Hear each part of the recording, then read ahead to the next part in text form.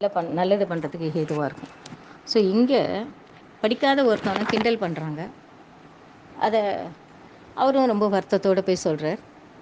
அழகிய மணவாள இவர் பேர் என்ன அப்படின்னா பெரியவாச்சான் பிள்ளையோட சீடர் வாதிகேசரி அழகிய மணவாளஜியர். முசலகேசலியம் பண்ணுறோம் படிக்கிறோம் அப்படின்னு அவன் படிக்காதவன் தானே, அவனுக்கு என்ன தெரிய போகுது அப்படின்னதும் அதுவும் அவர் கொண்டு போய் பெரியவாச்சான் பிள்ளைகிட்ட சொல்ல அவரோட அனுகிரகத்தினால கட்டாட்சத்தினால முசலகேசலியம் அப்படின்ட்டு ஒரு நூலே எழுதிட்டார். இங்கே பத்மநாபர் வரட்டும் ஆதி சங்கராச்சாரியர் வெயிட் பண்ணுறதை பார்த்து மற்ற சிஷ்யர்களுக்கெல்லாம் சங்கராச்சாரியர்கிட்ட கோபம். அந்த கரையில் இருக்கான் இவர், இங்கேருந்தே கத்துறார். அவர் பேர் இயற்பெயர் வேறு ஏதோ ஒன்று, பத்மநாபா இங்கே வா அப்படின்னு கத்தி கூப்பிடுறார்.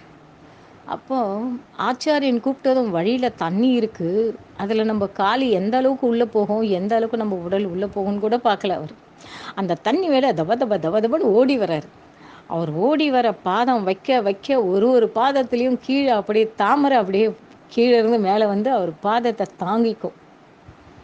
அதனால் எல்லாரும் பார்ப்பாங்க அப்படியே அதிசயத்தோட. யாரெல்லாம் இவர் மேலே பொறாமப்பட்டு பார்த்தாங்களோ அவங்கெல்லாம் தண்ணியில் நேரம் வந்தாங்கன்னா தொப்பு தொப்புன்னு கீழே விழுந்துடுவா. இன்னொரு விஷயம், அப்படியே வந்துடுறாரு அவர், பத்மநாபன்ற பேர் நிலை பெற்றது. இன்னொருத்தர் இது விஸ்வாமித்திரர்கிட்ட நாங்கள் அக்கறைக்கு போனோம், ஆனால் தண்ணி இவ்வளோ கொட்டுதே அப்படின்னு கேட்பாங்க. நீங்கள் பெருமாளோட பேரை சொல்லிட்டு போங்க, தண்ணி உங்களுக்கு முழங்கால் அளவுக்கு தான் வரும் அப்படின்னுவார். அதே மாதிரி எல்லாருமே போய் சேர்ந்துருவாங்க. அதில் ஒருத்தனுக்கு மட்டும் சந்தேகம் வந்துடும். பெருமாளோட பேர் சொல்லலைன்னா என்ன ஆகும் அப்படின்னு நினைப்பான். பெருமாளோட பேர் சொல்கிறத நிறுத்திடுவான். என்ன தான் ஆகுது பார்க்கலாம், கடகடன்னு தண்ணி கழுத்து வரைக்கும் வந்துடும். அப்போ தான் ஐயோ அவர் சொன்னதை நம்ம தப்பாக ஆராய்ச்சி பண்ண நோக்கில் சொல்லிட்டோமே அப்படின்ட்டு திருப்பி நாராயணா நாராயணா நாராயணன் மந்திரம் ஆரம்பித்ததும் அந்த முழங்கால் வரைக்கும் தண்ணி வரும். ஸோ எந்த ஒரு செயலுமே நம்ம நம்பிக்கையோடு செய்யணும். நம்பிக்கையோடு செய்தால் கடவுளோட அனுகிரகம் நமக்கு இருக்கும். அதை ஆராய்ச்சி பண்ணக்கூடாது. அதை தான் இவர் சொல்வார், யார் 63 நினைக்கிறேன் இல்லையா, 1863 யாருக்குமே நீ யாருக்கெல்லாம் நீ சொல்லக்கூடாது அப்படின்றத சொல்கிறார். 1863 இதம் தே நாத்த பஸ்காய நா பக்தாய கதாச்சன நாச்சா சுஷூஷவே வாச்சியம் நச்சமாம் யோபிய சூயத்தே. என் மேலே பக்தி இல்லாதவனுக்கும் நம்பிக்கை இல்லாதவனுக்கும் குரு மேலே ஒரு நம்பிக்கை இல்லாதவனுக்கும் பகவானிடத்தில் ஒரு ஒரு பக்குவம் இல்லாதவனுக்கு இதெல்லாம் நீ சொல்லாத அப்படின்றார், சாதிக்காத அப்படின்றார் அர்ஜுனன் கிட்ட. ஏன் அர்ஜுனன் ஒட்டுமொத்த ஜீவாத்மா ஸ்வரூபமாக அங்கே உட்காண்டிருக்கான். அந்த ஒட்டுமொத்த ஜீவாத்மா ஸ்வரூபமாக தான் பரமாத்மா நம்ம எல்லாருக்குமே சாதிக்கிறார் பகவத்கீதை. ஸோ எழுதி முடித்ததுமே எல்லாருக்கும் நம்ம கேலி செய்தவர்கள்கிட்ட அதை போய் காட்டினதுமே எல்லாருமே தலை கவிழ்ந்தனர். இவர் தான் திருவாய்மொழிக்கு 12,000 படி எனும் உரை நூல் செய்தார். 6,000 படி, 9,000 படி, 12,000 படி, 24,000 படி, 36,000 படி அப்படின்னு இருக்குது இல்லையா. நான் எல்லாருக்குமே சொல்லியிருக்காது. 6,000 படி யார் எழுதுனா, 36,000 படி யார் எழுதுனா. அது 6,000 படி திருக்குறுகை பிரான் அப்படின்னு சொல்லிட்டு இவர் தான் திருக்கோஷ்டு நம்பியோரோட பையன். ராமானுஜரோட மகத்துவத்தை பார்த்துட்டு தன்னோட குழந்தைய கொண்டு இந்தா வச்சுக்கோ, உனக்கு ஒரு சிஷியனாக வச்சுக்கோ அப்படின்னு விட்டுட்டு போயிடுவார். அது மாதிரிலாம் நமக்கு முடியுமா? ஐயோ நான் எப்படி பெற்று வளர்த்தான் தெரியுமா என் குழந்தைய, இவருக்கு போய் கால் அமுக்கணுமா, சொல்லி பொறுக்கிட்டு வரணுமா, இவருக்கு சுடுதண்ணி வச்சு கொடுக்கணுமா, பால் காய்ச்சணுமா, இவருக்கு தலிகை பண்ணி தரணுமா. என் பையனை நான் அதுக்காக பெற்று போட்டேன். எவ்வளோ பேர் குருகுலத்துக்கு தன்னோட குழந்தைய அனுப்பாமையே இருக்காங்க தெரியுமா. இன்னும் குருகுலம் சில இடத்துலலாம் இன்னும் உயிரோடு தான் இருக்குது. ஆனால் அந்த குருகுலத்துக்கு அனுப்ப மாட்டான். காஞ்சி பெரியவாளோட இதுலேயும் நிறைய இருக்குது குருகுல குழந்தைங்க.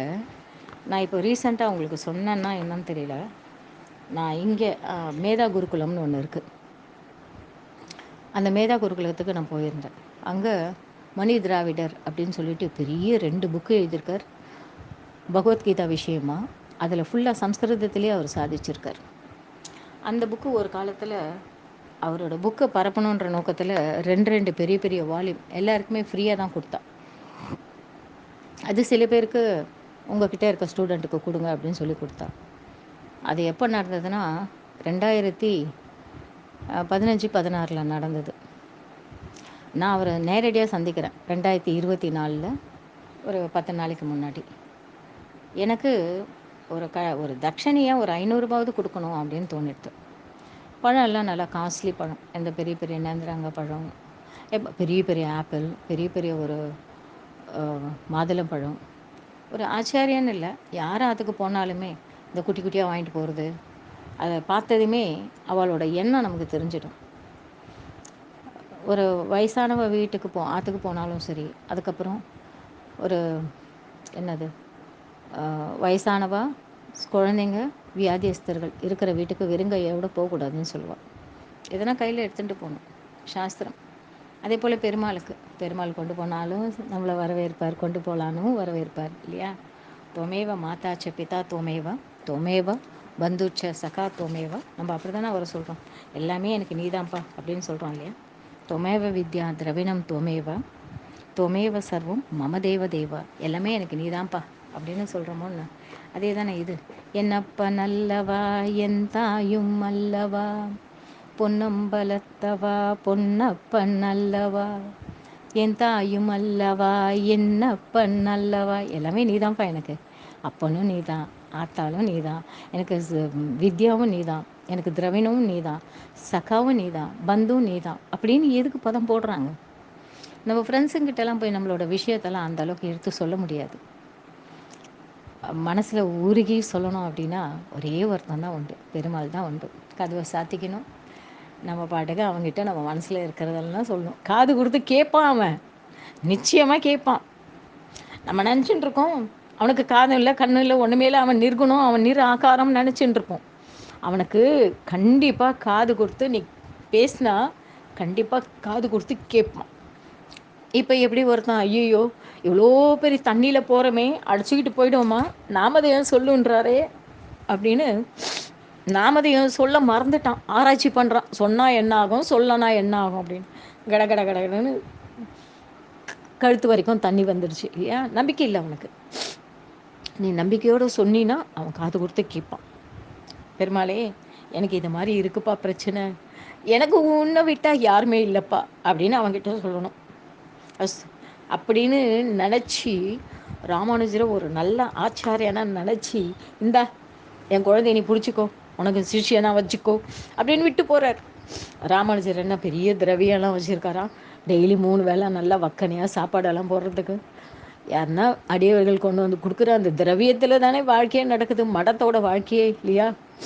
சில பேர் பணம் கொண்டு வந்து காஞ்சி பெரியவா கிட்ட கொட்டுவாலாம், மடத்தில் நாங்கள் ஒரு நாளைக்கு இவ்வளோ தான் வச்சுருக்கணும், இவ்வளோ தான் இருக்குது, மறுநாள் அன்றைக்கி எங்ககிட்ட இருப்பு இருக்கக்கூடாது, தயவுசெய்து இந்த பணத்தெல்லாம் எடுத்துகிட்டு போயிடுங்கன்னு சொல்லுவாராம்.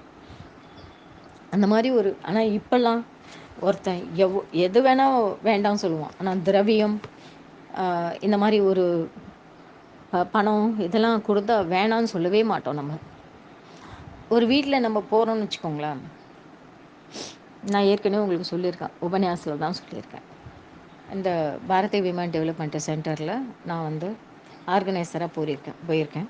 சுனாமி அஃபெக்டட் சில்ட்ரனுக்கெல்லாம் ஃபாரினர்ஸ் அனுப்புகிற இங்கிலீஷ் கடிதத்தை தமிழில் அவளுக்கு சொல்லி, அவள் சொல்கிற தமிழில் இருக்கிறத நாங்கள் இங்கிலீஷில் ஏற்றி அனுப்பணும். அந்த மாதிரி ஒரு இதில் இந்த குழந்தைங்களுக்கு சார்பாக நாங்கள் எழுதி அனுப்புவோம். சில பேர் அதில் நான் ஒரு விட்டு அடித்து விடுவேன், அந்த குழந்தைங்க சொல்லிச்சு அப்படின்னு. குழந்தைங்களுக்கு அந்தளவுக்கு தெரியாது. நாங்கள் 2 பேர் இது எனக்கு செகண்ட் ப்ரைஸ்ப்பா அப்படின்னு சொல்லுவோம். அம்மா அதனால் எனக்கு அல்வா கிண்டுறாப்பா. அப்படியேப்பா, சந்தோஷம், ரொம்ப சந்தோஷம். எத்தனை பேர் ஓடினீங்க? நாங்கள் 2 பேர் ஓடணும் அப்படின்வோம். இருக்கிறதே 2 ஸ்டூடெண்ட்டு தான். அதில் ஒருத்தன் ஃபஸ்ட் ப்ரைஸ் வாங்கிடுவான். யாருமே இல்லை இவனுக்கு செகண்ட் ப்ரைஸ் கொடுத்து தானே ஆகணும். அதே போல் இதெல்லாம் எழுதி அனுப்புவோம், ரொம்ப அப்ரிஷியேட் பண்ணி அனுப்புவாங்க. இந்த மாதிரி ஒரு அந்த குழந்தைங்களுக்காக இந்த மாதிரி ஒரு அன்சோஷியல் பிஹேவியரில் அவங்களுக்காக ஒரு சோஷியல் சர்வீஸ் பண்ணுறதுக்காக போயிட்டுருந்தோம். எதுக்கு இந்த விஷயத்த சொன்னான்னு தெரியல, சரி இருக்கட்டும். இப்போது எதுக்கு அப்படின்னா, ஒரு 6000 படி திருக்குறுகை பிரான் பிள்ளை பிரான் 6000 படி எழுதியிருந்தார். என்னோட குழந்தைய நீ வச்சுக்கோ அப்படின்னு கொடுத்துட்டு போகிறார். சாப்பாடெல்லாம் ஒன்றுமே இருக்காது, யாருன்னா கொண்டு வந்து கொடுத்தா தான் உண்டு. அப்போ எவ்வளோ செல்வ செழிப்பாக தன்னோட திருக்கோஷ்டி நம்பியிருந்தாலே எல்லாருமே அரளுவாங்க. அப்படிப்பட்டவரே தன்னோட குழந்தைய கொண்டு வந்து விடுறாருன்னா அவர் எந்த அளவுக்கு ராமானுஜர் மேலே ஒரு சிந்தனை இருக்கணும். தன்னோட குழந்தைய நல்லா கொண்டு வருவார். ஒரு ஒரு வீட்டிலலாம் பார்த்தீங்கன்னா வயிறு புடைக்க குழந்தைங்க நல்லா சாப்பிட்டுதான் தான் பார்ப்பா. ஒரு குழந்தைய கொண்டு வந்து எதுக்கு சொல்ல வரேன் அப்படின்னா, ஒரு குழந்தைய கொண்டு வந்து சான்ஸ்கிரிட் சொல்லிக் கொடுன்னு ஒரே நச்சு குச்சுன்னு ஒரே தொந்தரவு. அந்த பசங்களுக்கு பாடம் ஆரம்பிக்கிறச்சே நமக்கு தெரியும். அதுங்க ஒரு சில குழந்தைங்க புத்தகத்தையும் கையில் பேனாவோ பென்சிலோ எடுத்ததுன்னா விடாது. அந்த ஹோம்ஒர்க்கை முடிச்சுட்டு அதுக்கப்புறம் அதில் வேறு என்னென்ன இருக்கோ எல்லாம் படிச்சுக்கிட்டே இருக்கும். சில சமயம் அதுங்களுக்கு அலுப்பே தட்டாதா, சொல்லிக் கொடுக்குற நமக்கு தான் அலுப்பு வந்துடும். ஆனால் இந்த குழந்தையோ நிறைய வாங்கும் அவார்டு. அந்த ஃபொனட்டிக்ஸு அது இதெல்லாம் நல்லா இங்கிலீஷில் பேசுறது கொள்வது. ஒரு 5 வயசு தான், ஆனால் இங்கிலீஷில் ஒரு பெரிய பாண்டித்யம் உள்ளவங்க கூட அப்படி பேச மாட்டாங்க. ஏன்னா மாண்டெசரி ஸ்கூல் அது. 3 மாதத்துக்கு ஒரு தடவை 40,000 ரூபாய் ஃபீஸு. அப்போ அந்த குழந்தைங்களுக்கு எஜுகேஷன் எப்படி இருக்குன்னு பார்த்துக்கோங்க. நல்லா பெரிய இங்கிலீஷ்லாம் பேசுதே, நல்லா ஒரு சமத்தா இருக்குன்னு சொல்லி பாடம் சொல்ல உட்காண்டா, அது அங்கே பார்க்குது, இங்கே பார்க்குது, இதை பார்க்குது, அதை பார்க்குது, என்னென்னமோ பண்ணுதே தவிர சொல்கிறத காதில் வாங்க மாட்டேங்குது. ஒரு தடவைக்கு 3 தடவை சொல்ல வேண்டியதாக இருக்குது. நமக்கே தெரியும் இந்த குழந்தை உருப்படியாக வருமா வராதா அப்படின்ட்டு. அந்த மாதிரி ஆனால் அதுக்கு ஹெட் வெயிட்னா அவ்வளோ அதிகம். நிறைய எல்லா காம்படிஷனில் இந்த இது ஸ்லோகம் அது இது எல்லாமே அவன் அப்பா சொல்லி கொடுத்துருக்கறதுனால எல்லா இடத்துலையும் போய் ஒரே ப்ரைஸாக வாங்கிட்டுருக்கோம். அதெல்லாம் நம்ம என்ன சொல்லணும்னா குழந்தைங்களுக்கு இதெல்லாம் சாதாரண விஷயம்ப்பா, இன்னும் நீ சாதிக்க வேண்டியது நிறைய இருக்குது அப்படின்னு. பாரதி என்ன பண்ணுவார், பாரதின்னு தான் நினைக்கிறேன், அம்மா சொல்லுவாள் நம்ம குழந்த பாரதிக்கு ஊரில் இருக்கிறவ அத்தனை பேரும் புகழ்வார். தன்னோட அப்பா புகழலையே, இன்றைக்கி கண்டிப்பாக அருவாளை எடுத்து வெட்டிடணுன்ட்டு மேலே அருவாளோட பரணையில் உட்காந்துருப்பார். எப்பவுமே புருஷனுக்கு சாதம் பரிமாறச்ச அவள் அம்மா சொல்வாள், ஊரில் உலகத்தில் இருக்கிற எல்லாருமே பாரதியை வந்து ரொம்ப சந்தோஷமாக பெருமையாக கொண்டாடுறா, ஆனால் நீங்கள் மட்டும் அவனை கொண்டாட மாட்டேன்றீங்களே ஏன் அப்படின்னா, குழந்தைக்கு தலகணம் வந்துடும்மா, அகம்பாவம் அதிகமாக வந்துடும். அவன் இப்போ சாதிக்கிறதையே போதும் அப்படின்னு நினச்சி நிறுத்திடுவான். நம்ம கண்டுக்காமல் இருந்தால் நம்ம இன்னும் சாதிக்கிறது பத்தலை போல இருக்குது, இன்னும் நிறைய சாதிக்கணுன்ற ஒரு ஆர்வம் வரும், இன்னும் நிறைய சாதிப்பான் அப்படின்னு அவர் சொல்லுவார். அது மேலே பறனையிலேருந்து கீழே வந்து அந்த அருவாளை கீழே போட்டுட்டு என்னை மன்னிச்சிடுங்கப்பா, என்ன நீங்கள் உதாசீனப்படுத்துனீங்கன்னு நினைக்கிறேன். எல்லாருமே என்னை வாழ்த்துறப்போ நீங்கள் மட்டும் என்னை வாழ்த்தாமல் இருக்கிறதுனால எனக்கு என்னை மேலே உங்களுக்கு பிடிக்கல அப்படின்னு நினச்சிட்டு நான் உங்களை கொலை பண்ணுறதுக்கே முயற்சி பண்ணிவிட்டு என்னை மன்னிச்சிடுங்கப்பா அப்படின்னு. அதே போல் குழந்தைங்க படிக்கிறச்சே தெரியும், இதுங்க படிக்குமா படிக்காதா, உருப்படுமா உருப்படாதா அப்படின்ட்டு. அந்த சின்ன குழந்தைக்கு நிறைய அவார்டு வாங்கினதுனால, இங்கிலீஷில் ரொம்ப பெரிய ஒரு பாண்டித்யம் 5 வயசுலேயே இருக்கிறதுனால அதுக்கு ரொம்ப எக்கச்சக்க திமிரு. அது மட்டும் தான் பிரதானமாக இருக்குது. அதை நம்ம சொன்னோன்னு வச்சுக்கோங்களேன், ஒத்துக்க மாட்டான். ஐயோ என் குழந்தை எவ்வளோ நல்ல குழந்தை, நம்ம இந்த மாதிரி குழந்தையெல்லாம் பார்த்தா விலகி போகணும். அது வேற பேசுகிறச்சே அந்த துவனி இருக்கு இல்லையா, பேசுகிறச்சே அகம்பாவமான துவனி, அதுவும் கூடலாம் நம்ம பேசக்கூடாது. அந்த ஓகே ஓகே அப்படின்ற ஒரு பதம் போடும். பெரியவங்ககிட்டலாம் அந்த ஓகேன்ற பதம் ஓகேவா அப்படின்னு ஒரு மாதிரி தாழ்மையாக கேட்கணும், இல்லை பணிவு இருக்கணும். ஓகே அப்படின்னு கேட்டால் நம்ம என்னமோ அதுக்கிட்ட ரொம்ப சின்னதாகவும் அது பெரிய வசதியாகவும் அந்த மாதிரி குழந்தைங்கள அப்பப்போ தட்டி தட்டி வளர்க்கணும். அந்த குழந்தையும் அப்படி தான் இருக்குது, மற்ற குழந்தையும் அப்படி தான் இருக்குது. அதுங்களுக்கு சொல்லி புரிய வைக்கணும், இதெல்லாம் வாழ்க்கையில் நிலை பெறாது, பணிவு தான் ரொம்ப நிலை பெற்று இருக்கும் அப்படின்னு. ஸோ நம்மளுக்கு 6000 படி திருக்குறுகை பிரானோட பையன் விஷ்ணு புராணத்தை பேஸ் பண்ணி 6000 ஸ்லோகத்தினால பண்ணப்பட்டது. 9,000 படி வந்து நஞ்சியர், இயற்பெயர் வந்து மாதவாச்சாரியர். அவரை பற்றி தான் இப்போ பேசிட்டு இருக்கோம். அழகிய இது பெரியவாச்சான் பிள்ளையான சீடரான வாதிகேசரி, அழகிய மணவாள ஜீயர். அதுக்கப்புறம் 9,000 கிரந்தங்கள் கொண்ட ராமாயணத்தை பற்றி ஸ்ரீபாஷ்யத்தரோட அளவு அது. 24,000 படி பெரியவாச்சான் பிள்ளையோட வால்மீகி ராமாயணத்தோட அளவு அது. அதுக்கப்புறம் 36,000 படி பாஷ்யத்துக்கு சுதர்சன பட்டர் ஒரு விருதியுரை சாதிச்சிருக்கார். ஸோ இதே போல் 6000 படி 9000 படி 6000 படி 9000 படி 12000 படி கூட இருக்குது. 24,000 படி 34,000 படி அஸ்து. ஸோ இந்த மாதிரி இவரே வந்து மேலும் திருவாய்மொழிக்கு தாத்பரிய ரத்னாவளி முதலியவற்றை சாதித்தார். இந்த முசலக சிலையம் பண்ணினவர், படிக்காதவர், பாண்டித்யம் இல்லாதவர், குறுகிய காலத்திலேயே அந்த கட்டாட்சம், குருவோட கட்டாட்சம் கிடச்சா எதை வேணால் சாதிக்கலாம்.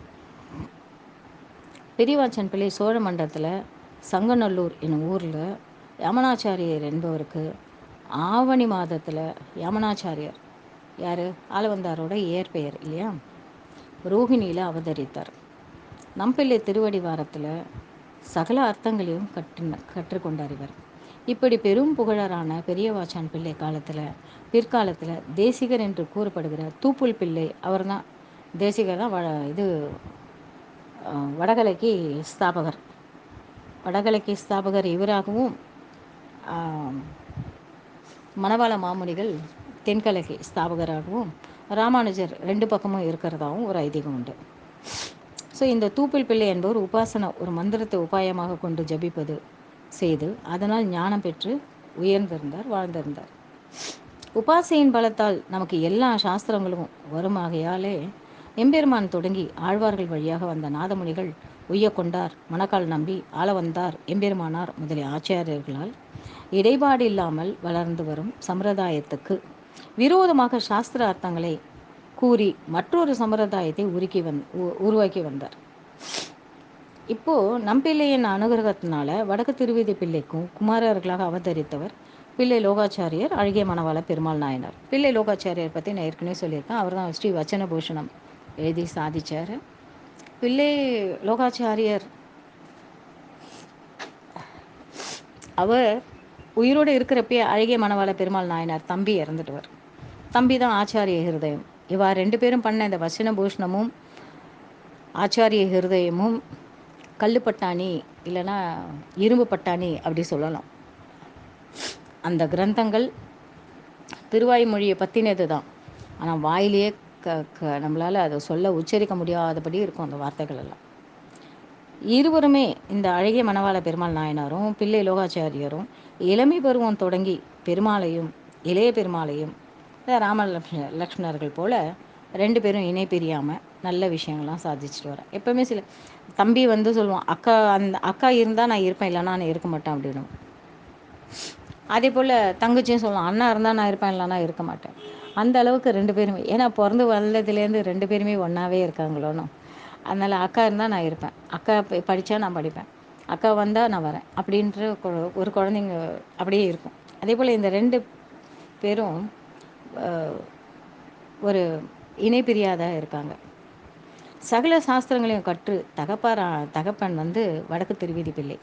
அவர் தான் நம்பிள்ளை கிட்ட அவர் சொல்ல எழுதினார். நான் சொன்னதை நீ எழுதிட்டு வந்திருக்க என்னோட அனுமதி இல்லாமல் அப்படின்னு தூக்கி பரணையில் போட்டுருவார்.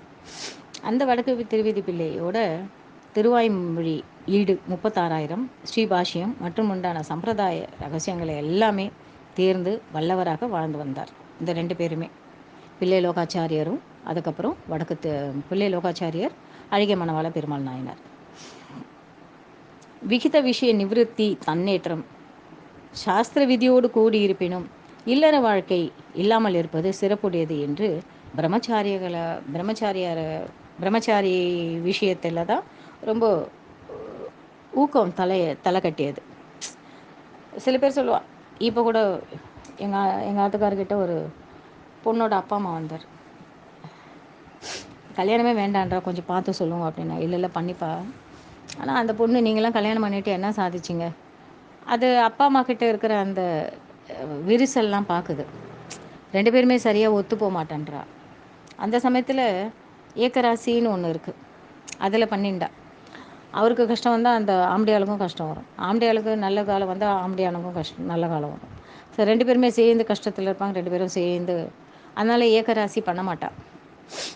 ஸோ இந்த பொண்ணு அந்த மாதிரி ஒரு விஷயத்தை பார்த்துட்டு, எனக்கு என்னத்துக்கு கல்யாணம், நீங்கள் 2 பேரும் என்ன ரொம்ப நல்லா வாழறீங்களா, நான் பார்த்தவங்கள எல்லாம் நல்லா நிறைய பேர் செப்ரேஷனுக்கு போயிட்டா அப்படி இப்படின்னு.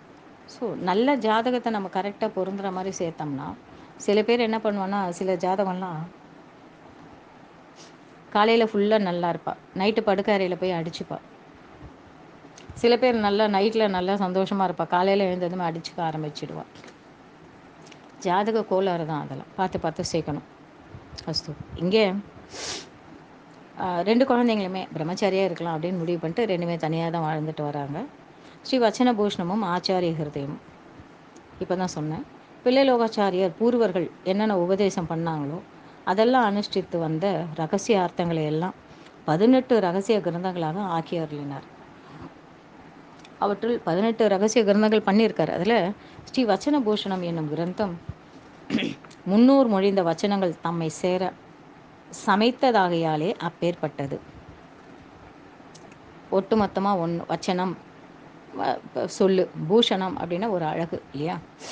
அதில் மற்றவர்களுக்கு சாஸ்திர விரோதம் போல் தோன்றும் பல ஆச்சார அனுஷ்டானங்களை பெரியோர்களின் உபதேசம் அனுஷ்டானம் இவைகளை கொண்டு நிரூபித்தும் அவர்களுக்கு விசேஷ சாஸ்திரங்களை கொண்டு விரோதம் இல்லாதபடி காட்டியும் பிரபன்னர்களுக்கு இவைதான் முடிந்த முடிவாக காட்டினாராம். பிரபன்னர்களுக்கு அப்படின்னா யாரெல்லாம் சரணாகதி பண்ணுறாளோ அவளுக்கு இதுதான் ரொம்ப முக்கியம் அப்படின்ற மாதிரி அவர் காட்டிட்டு வந்திருக்கார். இந்த வச்சன பூஷண நூலை தூப்பில் பிள்ளை சாஸ்திர விரோதமானது என்று கூற அதை கேட்டு அழகிய மணவாள பெருமாள் நாயனாரும் அவரோடு விவாதம் செய்தார். தூப்பில் பிள்ளை அப்படின்றது வேதாந்த தேசிகரா இல்லை அது மாதிரி இன்னொரு பேர் உடையவரா தெரியல. அவர் இதை நீங்கள் சொல்கிறதெல்லாம் சாஸ்திரத்துக்கு விரோதம் அப்படின்றார். தூப்பில் பிள்ளை இசையாமையாலே நம்பெருமாள் புறப்பாட்டிலே இருவரும் ஒரு பிரதிஞ்ஞை செய்து கொண்டார்களாம். நீங்கள் பண்ணுறதெல்லாம் சாஸ்திரத்துக்கு விரோதமாக எழுதியிருக்கீங்க அப்படின்னு தூப்பில் பிள்ளை சொல்கிறார். தூப்புல் அப்படின்னு காஞ்சிபுரத்தில் ஒரு இடம் இருக்குது. வேதாந்த தேசிகர் அவதாரம் பண்ணினதும் அந்த இடம்தான். அங்கே சரி புறப்பாடு ஆயின்ட்டுருக்கு நம்பெருமாளோட புறப்பாடு. நம்பெருமாள் எங்கே இருக்கார்? ஸ்ரீரங்கத்தில். அப்போது ஒரு பிரதிஞ்ஞை பண்ணிட்டார். அதாவது நாயனார் அருளும் பொருளுக்கு பெருமாள் இசைந்தால் தூப்பில் பிள்ளை 12 வருஷங்கள் நம்பெருமாள் சேவையை இழந்து ஸ்ரீரங்கத்தை விட்டு வெளியே போயிடணும். அந்த எம்பெருமாள் நான் எழுதியிருக்கிறத ஒத்துக்கிட்டா நீங்கள் இந்த ஊர்லேயே இருக்கக்கூடாது, 12 வருஷம் ஸ்ரீரங்கத்தை விட்டு வெளியே போயிடணும் அப்படின்னு. பெருமாள் இசையாமற் போனால் நாயனார் அந்நூலை இழப்பது என்று உறுதி செய்து கொண்டார். சரி, பெருமாள் இது ஒத்துக்கலை அப்படின்னா நான் இந்த நூலை விட்டுடுறேன், எழுதுனதை விட்டுடுறேன், அது பிரஸ்தாபம் எதுவும் பண்ண மாட்டேன் அப்படின்னு. அதன்படி நாயனாரும் வீதிக்கு ஒரு பிரகரணமாக 4 பிரகரணங்களாக ஆச்சாரிய ஹிருதயம் என்ற நூலை உபன்யசித்தார். அழகிய பெருமாள் நாயனார் ஒரு பிரகரணமாக 4 பிரகரணமாக பிரித்து அது ஒரு வீதியிலையும் சொல்கிறார். இதை திருச்செவி சாற்றிய நம்பெருமாளும் ஒரு பிரகரணத்துக்கு ஒரு மாலையாக நழுவ விட்டு நாயனாருக்கு அணிவித்து தம்மோட இசைவை தெரிவிச்சுக்கிட்டார். பெருமாள் கிட்ட மாலை சாத்திரிப்பாளவனும் கழுத்தில் அது ஒரு வீதிக்கும் ஒரு மாலை கீழே விழறது. அதெல்லாம் என்ன அர்த்தம்? அவரோட அனுகிரகம். நம்ம அப்படி தானே சொல்லுவோம், நான் வேண்டிகிட்டே இருந்தேன், பெருமாளோட கழுத்தில் இருந்து அந்த பூ நழுவியது. ஒரு முக்கியமான ஒருத்தவங்க இறந்துட்டாங்க. அவர் என்ன சொல்லிகிட்டே இருக்கார் அப்படின்னா, இறந்தவர்கள் எல்லாம் அங்கே இங்கே இது சிரார்த்த பெருமாள் அப்படின்ட்டு நென்மேலியில் இருக்குது, திருக்கழுக்குன்றம் போகிற வழியில். இப்போ எல்லாரும் ராமேஸ்வரம் கயா அங்கே போய் தானே இறந்தவளுக்கு திதி கொடுப்பார். ஆனால் அவ்வளோ தூரம் போக வேண்டாம், இங்கே பக்கத்துலேயே செங்கல்பட்டு பக்கத்துலேயே இருக்குது ஸ்ரார்த்த பெருமாள். அங்கே ஒரு திவான் தம்பதிகளுக்கு குழந்தை இல்லாமல் இறந்தவர்களுக்கு, நான் அப்படி குழந்தை இல்லாமல் இறந்து போகிறேனே, எனக்கு யார் பித்ருக்கடன் செய்வா அப்படின்னு சொல்லிட்டு இறக்குறச்ச நான் பண்ணுறேன் அப்படின்ட்டு கரெக்டாக நித்தியம் 12 மணிக்கு பித்ருக்கடன் பண்ணுறார். அதனால் அது ரொம்ப விசேஷம். அங்கே பெருமாளுக்குரிய பாதம் இருக்குது, அதை போய் பண்ணலாம். அங்கே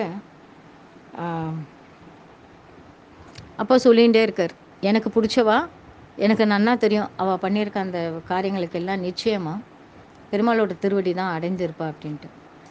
நான் பெரிய சாமந்தி மாலை, அங்கே லக்ஷ்மி நரசிம்ம பெருமாள் மடியில் தாயாரை வச்சுட்டு உட்காண்டிருப்பார். நல்லா ஒரு 4 அடி 4.5 அடி இருக்கும். நல்லா பாதத்துலேருந்து நீங்கள் சிரஸ் வரைக்கும் பார்த்தேன்னா அவ்வளோ பெரிய அடி. நான் சாமந்தி மாலை பெருசாக வாங்கிட்டு போய் கட்டி போட்டிருக்கேன். அவரும் நல்லா ஜம்முன்னு போட்டார். இவர் சொல்லிகிட்டே இருக்கார், பித்ருலோகத்தில் இருப்பாங்க. இல்லை பெருமாள் உங்களோட திருவடியில் உங்களோட ஸ்ரீ வைகுண்டத்தில் தான் இருக்காங்க, எனக்கு அதை நீங்கள் எப்படி காட்டி கொடுப்பீங்க அப்படின்னா, டக்குன்னு நல்லா 2 பக்கமும் போட்டிருந்த மாலை, ஜம்முன்னு போட்டிருந்த மாலை கீழே நழுவி ஒரு பக்கம் அப்படியே விழுந்தது. அப்போ அவர் என்ன காட்டி கொடுக்குறார்? நீ சொன்னது கரெக்டு, அங்கே ஸ்ரீ வைகுண்டத்தில் தான் என் கூட தான் இருக்காங்க அப்படின்றத அவர் சூச்சகமாக சொல்கிறார். அதே போல் இங்கே ஒரு பிரகரணத்துக்கும் ஒரு வீதியிலையும் ஒரு மாலையாக நழுவ விடுறார். நழுவ விட்டு அதை அழகிய மணவாள பெருமாள் கழுத்தில் போய் சேரும்படி செய்கிறார். அப்படி அணிவித்து தம் இசைவை இது நீ பண்ணினது கரெக்டு அப்படின்ட்டார். ஆச்சாரிய ஹிருதய நூலை அங்கீகரித்தார். பிறகு தூப்பில் பிள்ளையும் உறுதி செய்து கொண்டபடி ஸ்ரீரங்கத்தை விட்டு வெளியேறினார் 12 வருடங்கள். ஸோ அப்போ என்ன அர்த்தம்? அழகிய மணவாள பெருமாள் நாயனார் அருளி செய்த ஆச்சாரிய ஹிருதயம் சாஸ்திரத்துக்கு விரோதம் அல்ல அப்படின்னு இங்கே ஊர்ஜிதமாயிடுது மக்கள் முன்னாடியே. அதுக்கடுத்தது தூப்பில் பிள்ளை கண்ட கனவு. ஒரு சமயம் தூப்பில் பிள்ளை பெரிய கோயிலில் வாசம் செய்து, பெரிய கோயில்னாலே ஸ்ரீரங்கம் தானே, அங்கே வசிச்சுட்டு இருக்கிறச்ச பெரியவாச்சான் பிள்ளை பெரிய பெருமாளை சேவித்து நின்று, பெருமாளே, தேவரீர் பரந்த கருணை கொண்டு ஆத்மாக்களின் சிறந்த வாழ்வுக்காக உஜ்ஜீவனம் ரகசியங்களையும் வெளிப்படுத்தி அவற்றை நாதமுனிகளுக்கு ஆழ்வாரை கொண்டு நேராகவே அருளி செய்து நாதமுனிகளை கொண்டு சம்பிரதாய பரம்பரைகளை இன்றளவும் நடத்தி கொண்டு வருகிற இந்த தர்ஷனத்துக்கு விரோதமாக தூப்பில் பிள்ளை என்கிறவர் உபாசனையால் பெற்ற ஞான செருக்காகவே வேறான சம்பிரதாயத்தை பரவ செய்து கொண்டு அபச்சாரப்பட்டு இருக்கிறார். தேவையில்லாத விஷயத்தெல்லாம் சொல்லிக்கிட்டு ஒரு அபச்சாரம் பண்ணிட்டு இருக்கார். அதை நீங்கள் என்ன பண்ண போகிறீங்க அப்படின்ற மாதிரி அவரை தேவர் திருத்தி நம்பிள்ளை கிட்ட பெரியவாச்சான் பிள்ளை ரெக்வஸ்ட் வைக்கிறார். அவரை திருத்தி அவரை சரி செய்து பூர்வாச்சாரியாராக சம்பிரதாயத்திற்கு சேரும்படி அனுகிரகம் செய்யணும் அப்படின்னு விண்ணப்பிக்கிறார். அதை நீங்களே அவருக்கு பண்ணுங்கோ அப்படின்றார். பெருமாளும் அப்படியே திருவுள்ளம் பற்றி தூப்பில் பிள்ளைக்கு ஒரு கனவு உண்டாகும்படி செய்கிறார். அந்த கனவுல ஸ்ரீரங்க நகரத்தில் தோரணங்கள் கட்டுவது, திருவேதியெல்லாம் நீர் தெளித்து கோலங்கள் இடுவது முதலான அலங்காரங்கள் செய்யப்படுவதை கண்டு இன்னைக்கு என்ன விசேஷம் அப்படின்னு எண்ணிக்கிட்டு இருக்காராம். மத்தளம் கொட்ட வரிசங்கம் நின்றுத திருச்சின்னம் பரிமாற சகல ஸ்ரீ வைஷ்ணவர்களும் ஜீயர்களும் பெரியவாச்சான் பிள்ளையை பிரமாதம் பல்லக்கில் ஏற்றிக்கொண்டு எழுந்தரில் வழியில் உள்ள தூபம் எடுப்பார், பூமழை சொரிவார், ஆரத்தி வழிப்பார், மங்களாசாசனம் செய்பவர்கள் பெரிய பெருமாள் கோபுரம் குறுகினவாறே பெருமாளும் நாச்சியாருடன் நித்திய முகத்துடன் கூடி எதிர்கொண்டு பெரியவாச்சான் பிள்ளையை அழைத்து கொண்டு போக மற்றும் உண்டான பெரியோர்கள் எல்லாம் உள்ளே போக முற்பட வாயில் காப்பார்கள் எல்லாரும் போக விடாமல் இவரும் உள்ளே போக பார்க்குறார், தடுக்கிறாங்க. இதென்ன என்று அவர்களை காரணம் கேட்க அவர்களும் பெரிய பெருமாள் நடத்தியர்களும் பிரபன்ன தர்ஷனத்தில் நீர் அபச்சாரப்பட்டீர் ஆகையாலே மேல் பெருமாள் திருவுள்ளம் கலங்கி அவருக்கு ரொம்ப கஷ்டமாக இருக்கிறதுனால உனக்கு உள்ளே போகிறதுக்கு நியமனம் இல்லை, அதனால் வெளியே போ அப்படின்னு தள்ளிவிட்டாங்களாம். ஸோ இதெல்லாம் அவருக்கு கனவுல வருது. ஸோ அப்போ அவருக்கு என்ன சூச்சகமாக சொல்கிறது? நீ சாஸ்திரத்துக்கு விரோதமாக நீ தான் காரியம் பண்ணுற, பிள்ளை லோகாச்சாரியார் பண்ணலை, அதுக்கப்புறம் அழகிய மணவாள பெருமாள் நாயனார் ஆச்சாரிய இருதயத்துலேயும் எதுவும் தப்பு பண்ணலை, அதனால் நீ தான் தப்பு பண்ணுறீர், உள்ளே வராதிங்கோ, பெரியவாச்சான் பிள்ளைக்கு தான் இத்தனை ஒரு மகத்துவம் கிடைக்குது அப்படின்னு சூச்சகமாக சொல்கிறாருங்க. பெரியவாச்சான் பிள்ளை தூப்பில் பிள்ளை சம்வாதம். இப்போ சம்வாதம் பேசிக்கொள்ட்டு 2 பேருக்கும் கூடிய கான்வர்சேஷன்.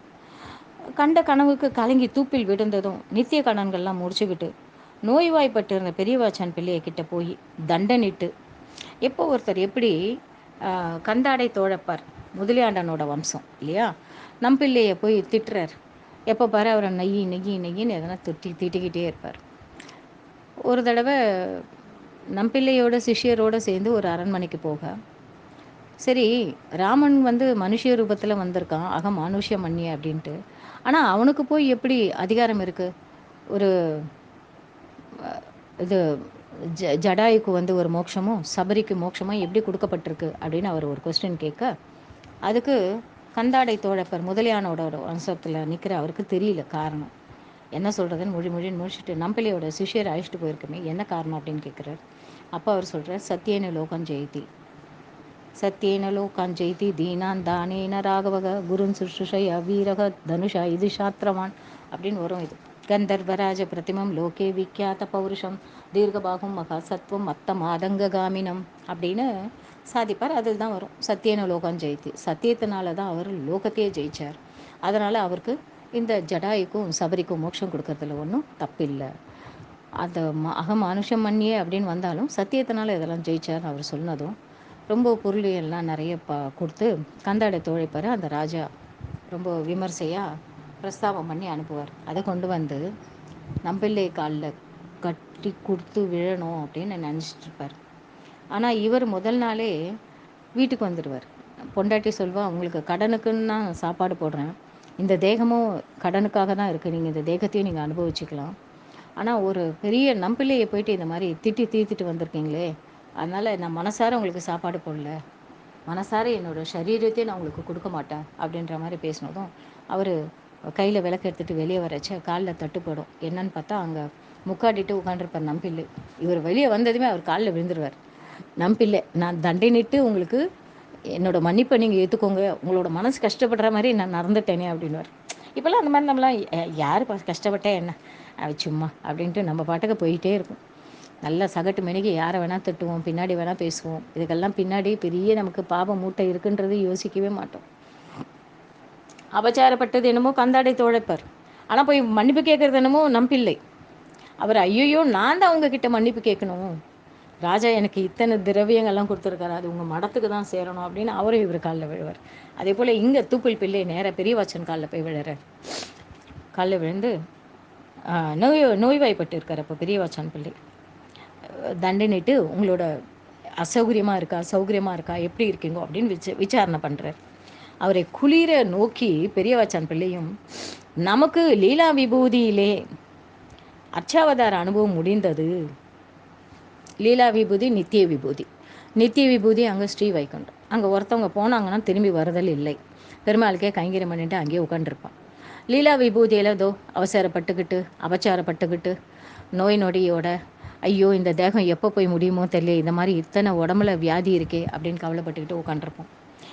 நமக்கு இந்த லீலா விபூதியில் விளையாட்டு உலகத்தில் அர்ச்சாவதாரம் நான் இப்போ பண்ணியிருக்கிற இந்த வைபவம் எனக்கு முடியறது, இனி நித்திய விபூதிக்கு போவதாக இருக்கிறோம் அப்படின்னு சொல்ல, என்ன தூப்பில் பிள்ளையும் சகல வரிசைகளுடனே தேவர் திருநாட்டுக்கு எழுந்தரில் கணா கண்டேன் அப்படின்றார். நீங்கள் அதை வரிசங்கம் நின்றுவதை மத்தளம் கொட்டை அதெல்லாம் உங்களுக்கு மாலை போட்டு அதுக்கு இது பண்ணி சாமரம் வீச நீங்கள் அது கனவு கண்டார் இல்லையா, அதை சொல்கிறார் அவர். அப்படியா என்று உகந்து தூப்பில் பிள்ளையை அணைத்து கொண்டார். பிறகு வாயில் காப்பாளரால் நான் தள்ளப்பட்டது, நான் உங்களோட நானும் வந்துட்டு இருந்தேன், ஆனால் வாயில் காப்பாளரால் என்னை தள்ளப்பட்டேன், உள்ளே என்னை போக விடலை, இனி அடியேன் செய்ய வேண்டுவது யாது அப்படின்னு கேட்டு கலங்கி நிற்கிறார். அவருடைய நிலை கண்டு மனமிறங்கி பெரியவாச்சான் பிள்ளை அவரை கடாட்சித்து, தூப்பில் பிள்ளை நாம் ஒன்று சொல்கிறோம் கேட்பீரா அப்படின்னு சொல்கிறார். சொல்லுங்க அப்படின்றார். தூப்பில் பிள்ளையை சொல்ல ஆச்சான் பிள்ளையும் அவரை குளிர, நீர் அனுகூல சகவாசத்தை ஆத்ம குணங்களை வளர்ப்பவராயும் பகவானின் குணங்களை அனுபவிப்பவர்க்கு அனுகூலராயும் இருக்குமாறு கேட்டுக்கொள்கிறேன் அப்படின்றார். பகவானோட விஷயம் யார் என்ன சொல்கிறாலோ அவளுக்கு நீங்கள் அனுகூலமாக இருக்கணும், அது பிரதிகூலமாக இருக்கக்கூடாது அப்படின்னு சாதிக்கிறார். அதுக்கடுத்து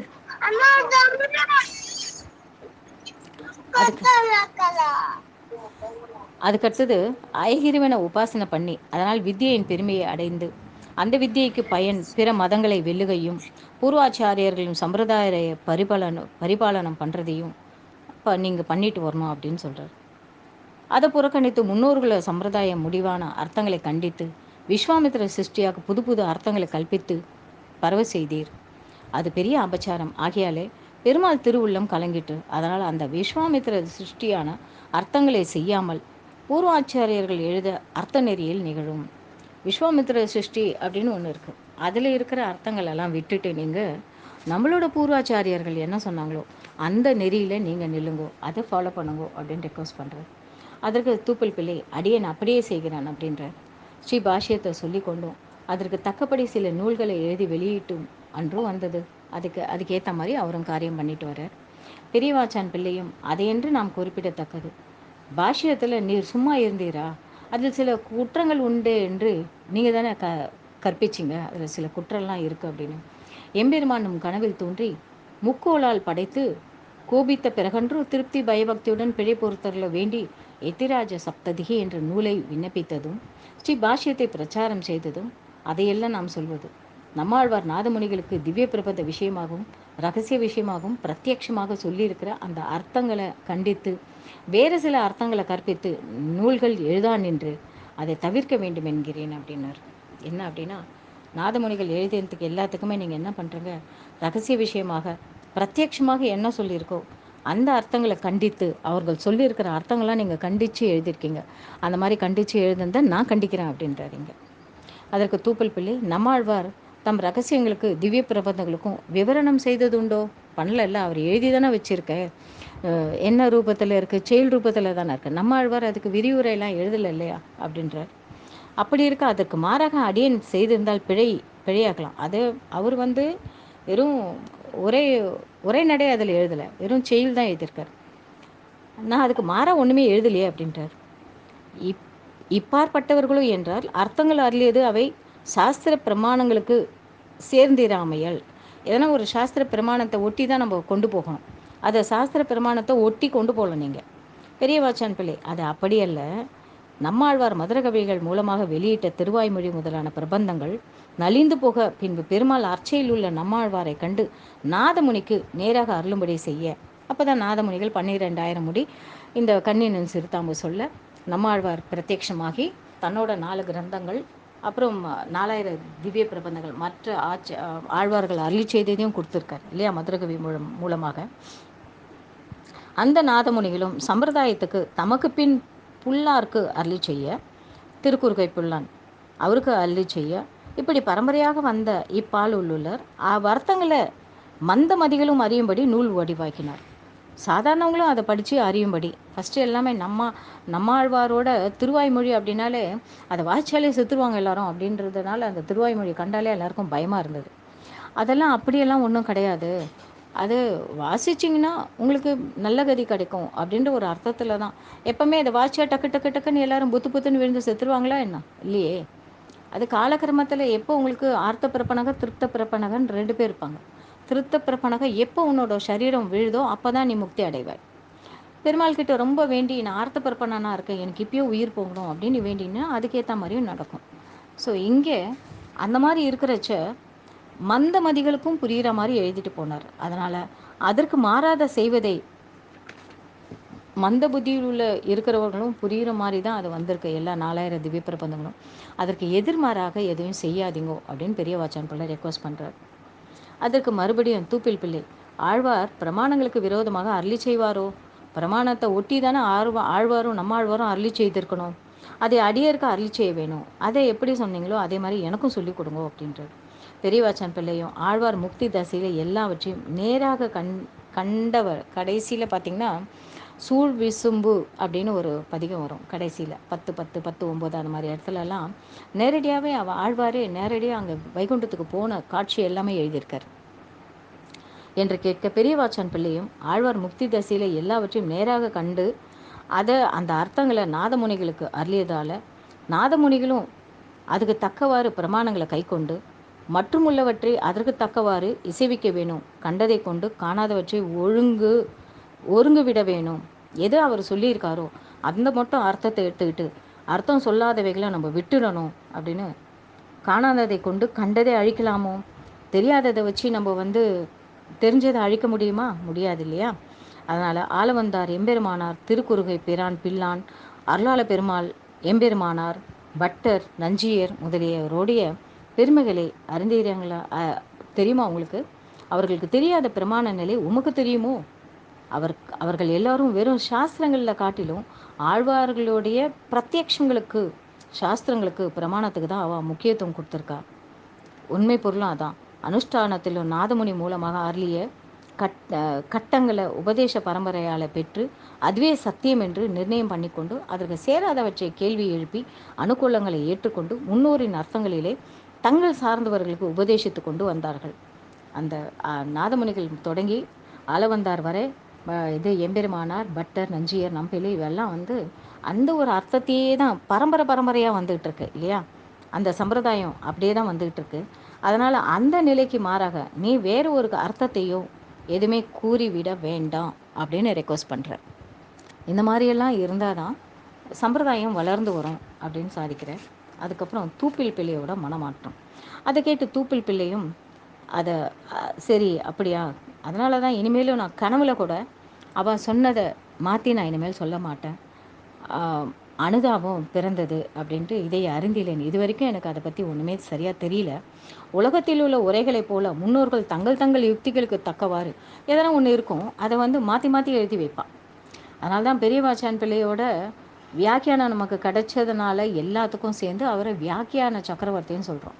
இப்போ கூட சில பேர் அதை மாற்றி எழுதுறதுக்கு வாய்ப்பு இருக்குது. ஆனால் அவர் நல்லா தெளிவாக எழுதிட்டு போனதுனால நமக்கு அதை திரிச்சு காட்டுறதுக்கு யாருக்குமே வந்து அந்த அளவுக்கு அருகதை இல்லை. அதை சொல்லியிருந்தாலும் நம்மளும் அதை ஏற்றுக்க மாட்டோம் இல்லையா?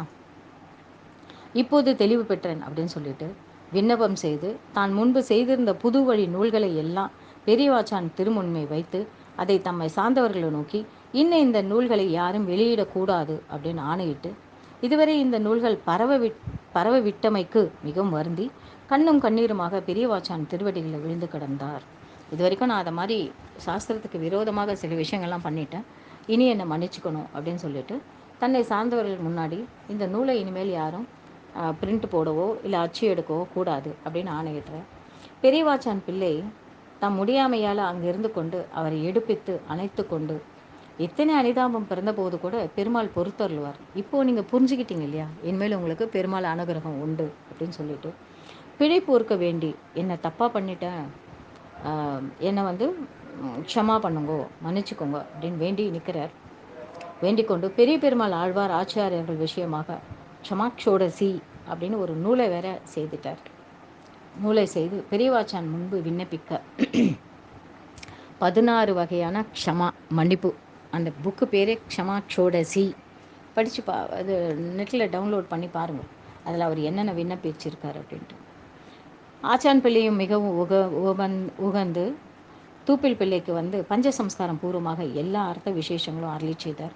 அதை பெற்று தூப்பில் பிள்ளை தமக்கு திருவாராதனம் தந்தரில் வேணும், எனக்கு அர்ச்சா விக்கிரகம் மேனி திருமேனி கொடுங்கோ அப்படின்னு கேட்க பெரியவாச்சான் பிள்ளையும் அவரை நோக்கி கண்ணை கட்டிக்கொண்டு நம் கோயிலாழ்வார் உள்ளவர்கள் எல்லாத்தையுமே திருமேனியை எழுந்தருள் பண்ணி கொண்டு அப்படியே செய்ய கையில் அகப்பட்ட திருமேனி திருப்பானாழ்வார் திருமேனியாக இருந்தது. அப்படியே கண்ணை மூடிக்கிட்டு ஒரு அர்ச்சா திருமேனி எடுக்கிறார்.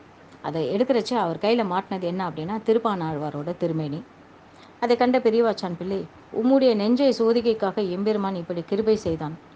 திருப்பானாழ்வார் 4ஆம் வர்ணத்தவர், தூப்புல் பிள்ளையோ பிராமண குலத்தை சேர்ந்தவர், பெரியவாச்சான் பிள்ளையோ பிராமண குலத்தை சேர்ந்தவர், திருப்பானாழ்வாரும் 4ஆம் வர்ணத்தை சேர்ந்தவர். அவருக்கு அபச்சாரப்பட்டதுனால தான் லோகசாரங்க முனிவர் மேலே நீ அவரை திருப்பானாழ்வாரை உன்னோட தோளில் ஏற்றிக்கிட்டு என்னோட கர்ப்பகிரகத்துக்கு வாங்கோ அப்படின்னு நம்பெருமாள் ஆணையிட்டார் இல்லையா? ஸோ எம்பெருமான் இப்படி கிருபை செய்தான், அதனால் நித்தியமாக இதை ஆராய்ச்சிட்டு வாங்கோ அப்படின்னு இவராக இந்த திருப்பானாழ்வார் தான் அமலநாதிபிரான் சாதிச்சிருக்கார். இந்த வியாக்கியானம் செய்யும் அதுகொண்டு ஜாதியை கட்டி வந்த பிழைகளை எல்லாம் பெருமாள் பொறுத்தருள்வார் அப்படின்னு இதுக்கு நீங்கள் வந்து வியாக்கியானம் பண்ணுங்கோ அப்படின்னு சொல்லி சாதிக்கிறார். அதே போல் திருப்பானாழ்வாரும் அருளிப்பைத அமலநாதிபிரான் உரை எழுதி கொண்டு வந்து பெரிய ஆச்சான் கிட்ட விண்ணப்பிக்க அதை கேட்டு மிகவும் உகந்தார் அவர். தூப்பில் பிள்ளையும் பூர்வாச்சாரியர்கள் சம்பந்தமாக என்னென்ன காலட்சேபம்லாம் இருக்கோ அதையெல்லாம் கேட்டு பெரியவாச்சான் சில நாளிலே திருநாட்டுக்கு எழுந்தருளினர். தூப்பில் பிள்ளையும் மற்ற ஞானவான்களோடு சேர்ந்து கொண்டு இறுதி சடங்கு முதலானவற்றை குறைவர நடத்தருளினர். இந்த விருத்தாந்தம் பழநடை விளக்கத்தில் இது விளக்கமாக சொல்லப்பட்டிருக்கு. வியாக்கியான சக்கரவர்த்தி என்றும் அபயப்பிரதான தாசர் என்றும் சிறப்பிக்கப்படுகிற பெரியவாச்சான் ஆழ்வார்களுக்கு அருளிய திவ்ய பிரபந்தங்கள் அனைத்தும் வியாக்கியானம் செய்யவில்லை என்றால் அருளி செயலின் பொருள்களை எல்லாம் நம்மால் அறிய முடியாமல் போயிருக்கும். அவ்வளோதான். அவர் மட்டும் நமக்கு பண்ணிடலன்னா ஒரு விஷயத்துக்கும் உயர் வர உயர்நலம் உடையவன் எவனவன் அப்படிலாம் வருதே, அதெல்லாம் நமக்கு அர்த்தம் இல்லாமையே போயிட்டுருக்கோம். அவர் அர்த்தம் சொன்னதுனால நம்ம ஓரளவு தப்பிச்சோம். எல்லாருக்குமே ஒரே சந்தோஷம், பரவாயில்ல அப்பாடா இவர் இதை மாதிரி அருளி செய்ததுனால நமக்கு ஒரு பொருள்கள் எல்லாம் நம்மளால் அறிய முடிஞ்சது அப்படின்ட்டு. அதுக்கடுத்தது நாயனாச்சான் பிள்ளை அப்படின்னு இருக்கார். பெரியவாச்சானுக்கு பிள்ளைக்கு அவர் ஒரு குமாரர் நாயனாராச்சான் அப்படின்னு ஒரு பிள்ளை இருக்குது. அவர் வந்து விளக்கில் கொளுத்தின பெருவிளக்கு போல் ஒரு குட்டி விளக்கு அகல் விளக்கில் பெரிய விளக்கை ஏற்றி வச்சே எப்படி இருக்கும் பிரகாசமாக, அந்த மாதிரி இந்த தர்சனத்தை பொறுப்பேற்று நடத்தி வந்தார். அவர் எல்லா வித்தைகளிலும் கரை கண்டவர் என்கின்ற பட்டமுடையவராய் தத்துவ சங்கிரகம், முக்த போகாவலி, ஞானார்ணவம், ஷாரீரம் முதலான ரகசிய நூல்களை செய்து ஸ்ரீ வைஷ்ணவ உலகத்துக்கு நன்மை செய்தருளினார். இப்போ தான் ஈடு 36,000 பரம்பரை வரப்போகுது. அது அடுத்த வகுப்பில் பார்க்கலாம். சர்வேபியக நமஸ்காரக, தன்யவாதக, சுபதினம். எதனா கொஸ்டின் இருந்தால் கேளுங்க. கொஸ்டின் இதில் வந்து கொஞ்சம் டஃப்பான சப்ஜெக்ட் இது. பெரியவாச்சான் பிள்ளைக்கும் தூப்பல் பிள்ளைக்கும் நடக்கிற ஒரு சம்வாதனம்.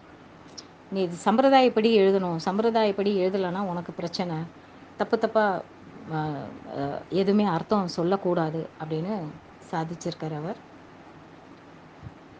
ஓரளவு புரிஞ்சிருக்கும், கொஞ்சம் டஃப்பு தான் அது.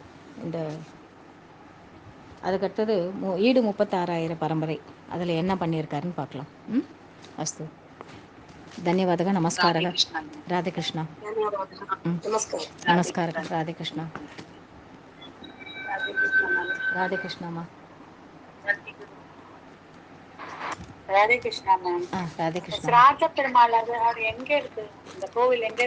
அந்த கோயில் வந்து நம்ம செங்கல்பட்டில் போயிட்டு அங்கேருந்து ஆட்டோ மூலமாக போகலாம். ஆட்டோவிலேயே போயிடலாம் நீங்கள். ஸ்ராத பெருமாள் இது ஸ்ராத பெருமாள், அதாவது இங்கே நெல்மேலி, அந்த இடம் பேர் வந்து நென்மேலி.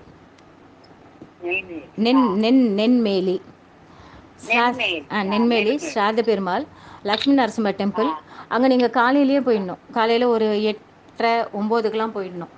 அப்புறம் அங்கே வந்து பணம் ஒன்று கட்டணும். ஃபஸ்ட்டு 1000 ரூபாய்க்குள்ளே உங்களுக்கு எல்லாமே முடிஞ்சிடும். நீங்கள் வந்து போகிறச்ச அப்பாவுக்கு பண்ணுறீங்களோ, ஏன்னா நான் வந்து எங்கள் ஆற்றுல ஆண் குழந்தைங்க கிடையாது, அதனால் எங்கள் அப்பாவுக்கு எங்கள் அம்மாவுக்கு நான் அங்கே தான் போய் பண்ணுவேன். அங்கே வந்து திருப்பாதம் இருக்குது, பெருமாளோட திருவடி இருக்குது. போய் பார்த்து பெரிய திருவடி. அங்கே எள்ளு, வாழைக்காய், சிறுபருப்பு, பச்சரிசி, வெல்லம் இதெல்லாம் வாங்கிட்டு போகணும். அவகிட்ட கொடுத்துட்டிங்கன்னா அவள் எல்லாமே உங்களுக்கு உங்களை உட்கார வச்சு என்னென்ன பண்ணுமோ. இல்லை நீங்கள் உங்கள் மாமனார் இப்போது ஒரு வீட்டில் எதனா துன்பங்கள் தொடர்ந்து வந்துக்கிட்டே இருக்குன்னா, பித்திருக்களுக்கு நம்ம பண்ணாத பிரச்சனைனால தான் இதெல்லாம் வரும். அதனால் ஆற்றுக்காரை அழைச்சிட்டு போய் ஆற்றுக்காரை பண்ண வச்சு கூட இருந்து நீங்களும் அதில் உங்களை தான் தீர்த்த புரோக்ஷனெல்லாம் பண்ண சொல்லுவாள். ஏன்னா ஆம்படையாளுக்கு தான் அருகதை அதெல்லாம் பண்ணுறதுக்கு. ஸோ அவர் பண்ணுறதுக்கு கூட இருந்து பண்ணணும். அங்கே முடிச்சிட்ட பிறகு திருப்பியும் அங்கே முன்னாடி ஸ்ராத பெருமாள் இருப்பார், தன்னோட மனைவியோட லக்ஷ்மி நரசிம்மன் இருப்பார். ஸோ அங்கே உட்காந்து அங்கே கொஞ்சம் பூஜையெல்லாம் புனஸ்காரம்லாம் முடிச்சுட்டு அங்கே பிரண்ட தொகையல், அப்புறம் தத்தியோதனம், அதுக்கப்புறம் இது பிரசாதம் எல்லாம் போடுவாள். அது அந்த பிரசாதம்லாம் சாப்பிட்டு நம்ம வரலாம். ஆற்றுக்கு மட்டும் கேட்டால் கொடுப்பாலாம் இருக்கும். நாங்கள் அங்கேயே சாப்பிட்டுட்டு வந்துடுவோம், கேட்டு வர மாட்டோம். ஒரு 1000 ரூபாய்க்குள்ளே ஆகிடும். நீங்கள் இந்த பழம் பூ அதெல்லாம் வாங்கிட்டு அங்கே வந்து 550 ரூபா 500 எதை கேட்பா.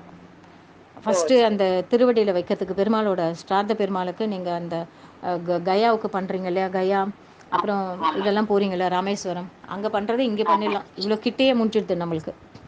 கயால பாதம் இருக்க மாதிரி இங்கேயும் பாதம் இருக்குது. இங்கேயும் அங்கே உட்காந்து வாத்தியார்லாம் நல்லா எல்லாம் பண்ணுவோம். ஸோ போய் பண்ணுங்க. அதை மாதிரி வீட்டில் இருக்கிற பிரச்சனைகள்லாம் தீரணும் அப்படின்னா, பெண்கள் வீட்டில் ஆண்கள் இல்லை அப்படின்னா அவளும் போய் பண்ணிக்கலாம். இல்லை எங்கள் மாமனார் மாமியாருக்கு, உங்கள் மாமனார் மாமியார்லாம் இது வரைக்கும் திதி கொடுக்காமையே சில பேர் இருந்திருப்பா. அதனால் குழந்தைங்களுக்கெல்லாம் எப்போவுமே ஒரே துன்பம், நோய் நொடி அது மாதிரிலாம் வந்திருக்கும். ஸோ அங்கே போய் அதை மாதிரி பண்ணிட்டிங்கன்னா இது ஒரு பெரிய திதி கொடுத்தது, குடும்பமே நல்ல சுபீட்சமாக இருக்கும். போங்க. இந்த செங்கல்பட்டுலேருந்து ஆட்டோவிலே போயிடலாம், தனியாக 150 ரூபா.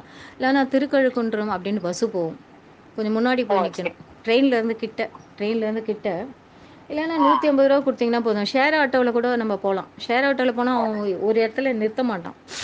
அந்த சாரத பெருமாள் ரொம்ப விசேஷம் தான், நென்மேலியில் ரொம்ப விசேஷம் தான். கரெக்டாக அங்கே நிறுத்துவோம், இறங்கி நம்ம போயிடணும். ஆனால் 150 ரூபா கொடுத்தா நமக்கு கோயில் வாசலே கொண்டு போய் விட்டுருவோம்.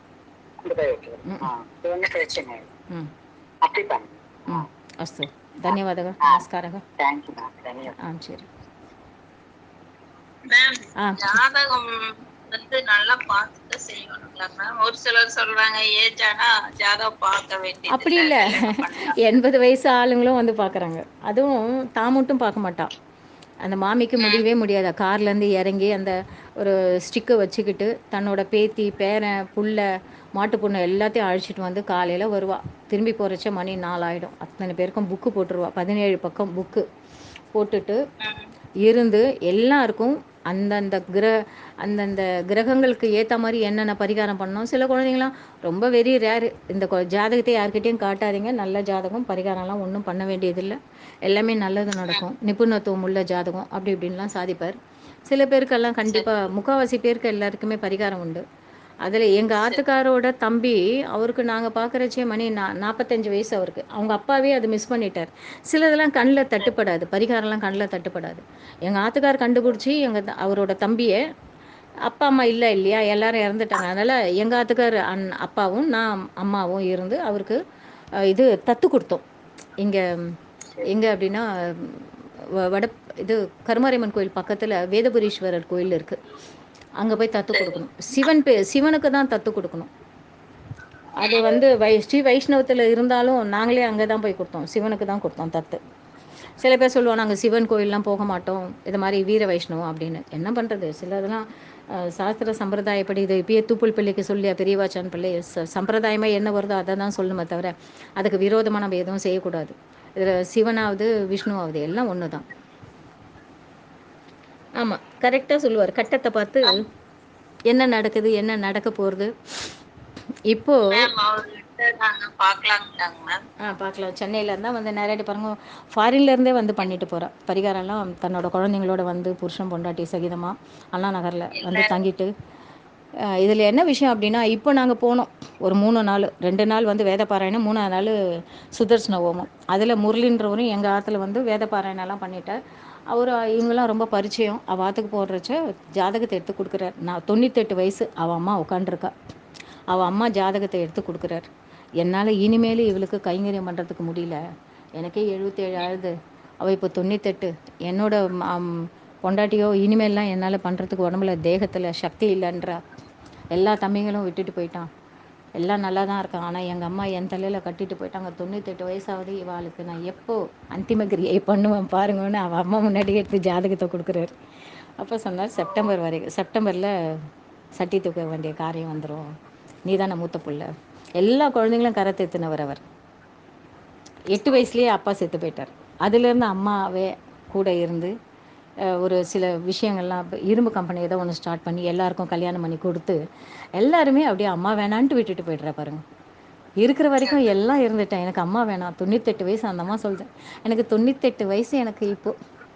அவங்களுக்கு ஏதோ ஒரு ஆப்ரேஷனா. அங்கே வந்தாங்களாங்க மேம்? நாங்கள் போனோம் அவாத்துக்கு. அங்கே வந்தாங்களா? ஓ சரி சரி. நாங்கள் எங்கள் தெருவிலே தான் இருக்கோம், சோலையப்பன் தெரு கும்பகோணத்தில். இது ஓ சரி. விஜயேந்திர சுவாமிகள் மடம் இருக்குது, அங்கே தான் எங்களுக்கு ரூமும் புக் பண்ணியிருந்தா. அங்கேருந்து ஓ இவன் கிட்ட சரி. தான் இவன் தாண்டி தான் எங்கள் ஆற்றுக்கு வரணும். அப்போ வழியில் பிடிச்சி ஓ உட்கார வச்சுட்டான். எப்போ பண்ணுங்க சொல்லுங்க, அந்திமக்கிரியை எப்போ பண்ணுற மாதிரி இருக்குது அப்படின்னா. எங்கள் ஆத்துக்கார் செப்டம்பர் சொன்னதுமே அந்த மாமிக்கு மூஞ்சே ஆடலை. ஐயோ, இன்னும் 4 மாதம் நான் கடந்துக்கு தவிக்கணுமா, என்னால் முட்டி வலிக்குது, ஏறி இறங்க முடியல, இவாளுக்கு சுசுஷை பண்ண முடியல, எனக்கு குழந்தையும் வேற பிறக்கல, நாங்கள் 2 பேர் தான் படாத பாடுபட்டுருக்கோம்.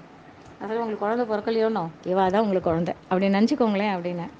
ஆமாம், அப்படி தானே நினச்சி இவ்வளோ வரைக்கும் ஓட்டியாச்சு, 98 வயசாகிடுது. ஸோ செப்டம்பர் நிர்ணயம் பண்ணிட்டு வந்திருக்கார். எங்கள் ஆத்துக்கார் இறப்பும் சொல்லிடுவார். சில பேர் வந்து ரொம்ப முடியல எங்களால், கொஞ்சம் பார்த்து சொல்லுங்கள் அப்படின்னா, அந்த பெரிய பையன் மூத்த பையனோட ஜாதகத்தை பார்த்தா அவன் சட்டி தூக்குற காலம் எப்போன்னு வந்துடும். அப்போ இவர் அதை சொல்லிடுவார். அதே போல் தான் ஒரு 62 வயசு 80 வயசு ஒருத்தர்.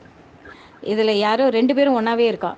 இதில் யாரோ ஒரு மரணம் ஏற்படும், அதனால் யார் உங்களுக்கு வேணுமோ அவரை தனியாக பிரித்து கொண்டு போயிடுங்க அப்படின்ட்டார். 62 வயசு அப்பாவை இந்த பொண்ணு கூப்பிட்டு வந்துடுது. அப்புறம் 80 வயசு கரெக்டாக மே 19 அவர் இறந்துட்டார். எல்லாம் உட்காந்து அழலை. இவர் கரெக்டாக தேதி குடிச்ச நாள்லேயே இந்த இறப்பு நடந்துட்டே அப்படின்ட்டு இவரை பற்றி பேசிக்கிட்டு. அவெல்லாம் ரொம்ப பெரிய ஃபேமிலி. அப்படியே பரவும் விஷயம். அப்படியே ஜாதகம் அது பாட்டுக்கு வந்துக்கிட்டே இருக்குது. இவருக்கு பிஸ்னஸ் பண்ணுவாரா, ஜாதகத்தை பார்ப்பாரு. அதனால் யாருக்குமே நாங்கள் அந்த அளவுக்கு ப்ரொபகண்டா பண்ணுறது கிடையாது, ஆடும் கொடுக்கறது கிடையாது. செவி வழி செய்தி மூலமாக யாருன்னா வந்தால் தான். சென்னைங்களாங்க மேம் நீங்க இருக்கு? நீங்கள் எங்கே இருக்கீங்க? நாங்க திருப்பூர்ல. திருப்பூரில். நீங்கள் வந்து என்ன பண்ணலான்னா, உங்களோட date of birth, time of birth, place of birth வாட்ஸ்அப்பில் அனுப்பிச்சி விட்ருங்க. என்னோட நம்பர் மேனகா கிட்டே இருக்கும், வாங்கிக்கோங்க. சரிங்க. அதில் வாங்கிட்டு நீங்கள் date of birth, place of birth, time of birth போட்டு உங்களுக்கு என்ன வேணுன்றதை நீங்கள் ஒன்றும் சொல்ல வேண்டாம். அவர் ஜாதகம் போட்டுட்டு அவரே சில கொஸ்டின்ஸ்லாம் கேட்பார். உங்களுக்கு இந்த பிரச்சனையா, சரி. அந்த பிரச்சனையா, எத்தனை குழந்தைங்க பிறந்திருக்கு, என்ன கல்யாணம் நடக்குமா, கல்யாணம் நடக்காதா, பிஸ்னஸில் பணம் வருதா வரலையா, என்ன எல்லாமே அவரே புட்டு புட்டு வச்சுடுவார். நீங்கள் ஒன்றுமே சொல்ல வேண்டாம். பொண்ணு பார்க்கணும்னா பொண்ணு ஜாதகம் தான் அனுப்பணும். ஆமாம், பொண்ணு ஜாதகம் அனுப்பணும். Place of birth, time of birth, date of birth, இது 3 அனுப்பிச்சிடுங்க. பொண்ணோட பேர் அனுப்பிச்சிடுங்க. அதை சரி. உங்களுக்கு என்ன வேணுன்றதை பார்த்துட்டு அதுக்கப்புறம் சொல்வார், என்னம்மா உங்களுக்கு என்ன கல்யாண இஷ்யூஸா இல்லை என்ன வரணுமா. அதுக்கப்புறம் மாப்பிள்ளையோட ஜாதகத்தையும் நீங்கள் அங்கேருந்தே வாட்ஸ்அப்லேயே அனுப்பிச்சிடலாம். எந்த சரி. ஜாதகம் சேருதோ அதை மட்டும்தான். ஏன்னா இப்போது சேர்த்துட்டாங்கன்னு வச்சுக்கோங்களேன், ஃபஸ்ட்டு நல்லா சரி. சந்தோஷமாக இருப்பா, அதுக்கப்புறம் நைட்டில் அடிச்சுப்பா, நைட்டில் சந்தோஷமாக இருப்பா, பகலில் அடிச்சுப்பா. இவரோட தம்பியும் தம்பி ஆம்படியாலும் சேர்த்து வச்சதே இவர் தான். இது வரைக்கும் அவளுக்கு எந்த சில சண்டைகள், சில சின்ன சின்ன சண்டைகள் வரும் போகும். ஆனால் இன்னும் அந்யோன்ய தம்பதியாக தான் இருக்கா. அது நல்ல சில நிறைய பேர் என்ன சொல்றாங்க, ம் நீங்க எல்லாம் ஜாதகம் பார்க்க வேண்டியதில்லை செய்யுங்கன்னு. இல்ல நாங்க ஜாதகம் பார்த்து ஆஹா, செய்வோம் அப்படின்னு. தயவுசெய்து ஜாதகம் பார்க்காம சேர்க்காதீங்க. ஏகராசி சரி. ஒரே சமயத்தில் 2 பேருக்கும் புருஷன் பொண்டாட்டிக்கு ஒரே சமயத்தில் நஷ்டமும் ஏற்படும், ஒரே சமயத்தில் லாபம் ஏற்படும். அப்படி ஏற்பட்டால் குடும்பம் நசிச்சு போயிடும் இல்லையா. 2 பேரும் மாறி மாறி இருக்கணும். ஆமா. ஒருத்தருக்கு நல்லது வந்தால் இன்னொருத்தருக்கு கெட்டது வந்தால் குடும்பம் ஏதோ அனுசரித்து போயிடும். 2 பேருமே ஒரே சமயத்தில் கெட்டது வந்தால் வீட்டில் எல்லாருமே அப்படியே சொனங்கி போயிடுவாங்களோன்னு. அதான் வெளியாளுங்கெல்லாம் ரொம்ப டார்ச்சர் பண்றாங்க.